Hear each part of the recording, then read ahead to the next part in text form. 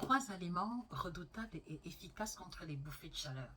Alors, pour ceux qui ne savent pas, les bouffées de chaleur peuvent être quelque chose de très handicapant que les femmes de 35 ans, quelquefois, jusqu'à 40, 45, 50 expérimentent. En fait, c'est comme une montée intense de chaleur qui fait que ça étouffe, parfois ça déclenche les palpitations, on transpire et il y en a qui vont expérimenter cela jusqu'avec les cieux nocturnes. Ce qui signifie qu'elle se couche, elle est OK, mais le matin, quand elle se réveille, le drap est mouillé comme si on avait versé de l'eau. Donc, c'est pour ça qu'il faut que vous preniez le souci ou la préoccupation de bouffer de chaleur au sérieux. Ce n'est pas quelque chose qui est imagé ou conceptuel, c'est une réalité et quelque chose qui est vraiment pénible à de nombreuses femmes. Donc, le premier aliment que moi je vais recommander contre les bouffées de chaleur, c'est buvez de l'eau. Moi, je continue de voir des femmes qui passent une journée entière et en bu 2 verres d'eau. Il faut comprendre que le fait de boire de l'eau, en fait, l'eau, est ce que je vais appeler le régulateur naturel de la température corporelle. Donc, lorsque vous ne buvez pas assez, vous permettez à ce que les phénomènes métabolisme, catabolisme, anabolisme de l'organisme élèvent naturellement la température corporelle et c'est en buvant de l'eau que vous permettez à cette température de s'abaisser et de se réguler sur le long terme. Donc, quel est le volume d'eau que tu prends au quotidien, toi qui es victime de bouffées de chaleur?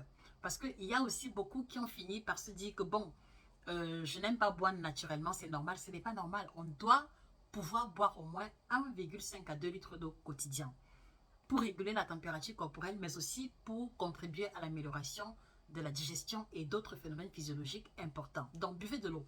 Deuxième recommandation, ça ne concerne plus l'alimentation, mais ça fait du sens. Je vais vous encourager à réduire ou à arrêter complètement tout ce qui est susceptible d'apporter ou d'augmenter votre température corporelle. Et là, moi, je vais surtout attirer votre attention sur les vêtements. Les vêtements trop serrés, les vêtements à base de nylon, les vêtements qui contiennent les fibres textiles qui ont tendance à élever la température corporelle. Aidez-moi à lister en commentaire, les noms m'échappent. Il faut pouvoir cultiver l'habitude désormais de porter des tenues amples, les tenues comme les boubous, comme le kaba, comme les robes amples ou les circules. Ça permet une ventilation permanente au courant de la journée et ça vous évite l'embarras de vous retrouver en plein 10 heures en réunion avec une auréole de transpiration que vous n'avez pas prévue. Donc, essayez de maximiser les tenues amples. Et dans les tenues amples, maintenant, vous pouvez mettre un t-shirt ou un vêtement qui pourrait absorber les poussées de transpiration inattendues, puisque en général, on ne s'attend pas toujours.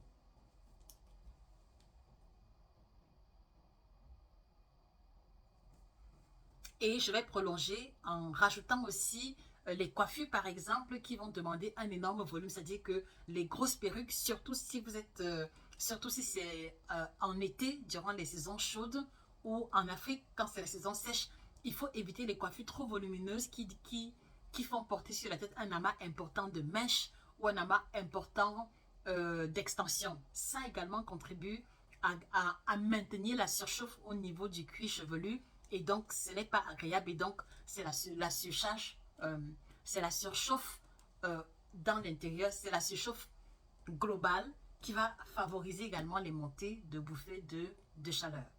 Alors, moi j'ai conçu un petit guide qui vous permet de voir dans quelle mesure est-ce que en 7 jours, vous pouvez observer une amélioration, une diminution conséquente de la fréquence ou de l'intensité des bouffées de chaleur, exclusivement à partir de l'alimentation. Et en fait, les aliments en question vous permettront aussi d'améliorer votre santé globale, de protéger le cœur, de protéger les articulations, donc vous évitez l'ostéoporose, qui est un phénomène récurrent chez les femmes qui ont dépassé la quarantaine. Donc, si vous voulez recevoir le document en question, écrivez notre site internet www.nutrition.fr. Nous avons pris la peine de travailler 9 thématiques spécifiques, qu'il s'agisse de la perte de poids, du ventre plat, de la libido, ménopause, maîtriser les aliments africains, découvrir comment manger équilibré ou approfondir et découvrir les sauces et les épices thérapeutiques de notre terroir. Vous trouverez votre compte sur www.nutritiontv.fr. En commentaire ménopause et mes collaborateurs vous l'enverront. Et ceux qui sont sur TikTok, retrouvez-moi directement sur le site internet en cliquant sur le tunnel ménopause. Troisième recommandation, si vous n'avez pas toujours le temps pour boire de l'eau, parce que moi je connais des personnes qui ont des travaux, qui font un travail, qui font qu'elles oublient de boire de l'eau, essayez de maximiser les aliments qui sont riches en eau.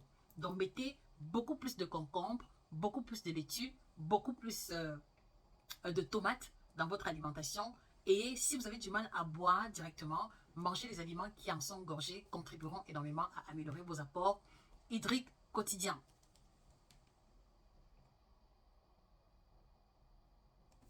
Et quand je parle des aliments gorgés en eau, je vois le concombre, je vois le melon, je vois la pastèque. Si vous voyez la pastèque, maximisez la pastèque et mangez la pastèque avec les pépins. Comme ça, le zinc que ces pépins contiennent vous aideront aussi à combler vos besoins à ce niveau.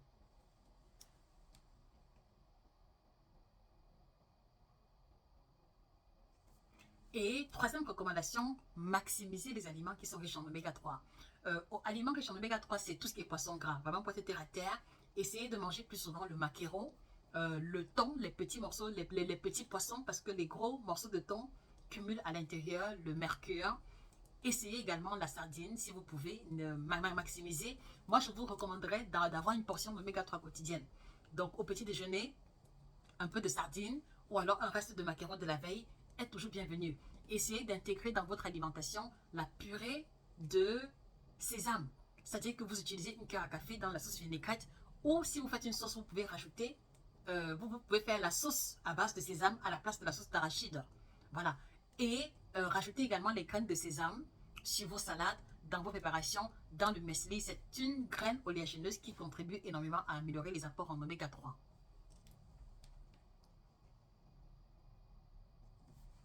Et dans le même ordre d'idée, on va rajouter les graines de lin, les graines de chia, mais aussi ce qu'on va appeler en Afrique les noisettes. C'est-à-dire que si vous connaissez les noisettes, je ne sais pas comment vous le décrire, c'est un fruit qui a une coque un peu noire et qui a un côté un peu croustillant. La noix, elle est blanche. Maximiser la consommation des noisettes, c'est également un fruit qui est très riche en oméga 3 et qui va, en plus de réduire les bouffées de chaleur, contribuer positivement à la santé cardiovasculaire des femmes de certain âge qui et contribuer à l'amélioration de votre santé cardiovasculaire. Donc voilà, allez-y, écrivez en commentaire ménopause pour celles qui vont recevoir le guide et pour celles qui veulent l'ouvrage complet qui vous indique comment vous alimenter, quelles sont les règles à respecter lorsqu'on a atteint, lorsqu'on a dépassé 40-45 ans. Allez-y commander le guide complet de la femme ménopausée africaine qui est illustré en couleur et qui vous donne des indications sur les examens à faire, l'alimentation, les plantes à intégrer pour lutter contre les bobos qui fragilisent et parfois handicapent certaines femmes de notre communauté. C'était Josica, votre experte en nutrition tropicale, biochimiste de formation. Merci de partager la vidéo ou de taguer en commentaire une tata qui pourrait être intéressée. On se dit à très bientôt pour une autre capsule aussi intéressante. Au revoir.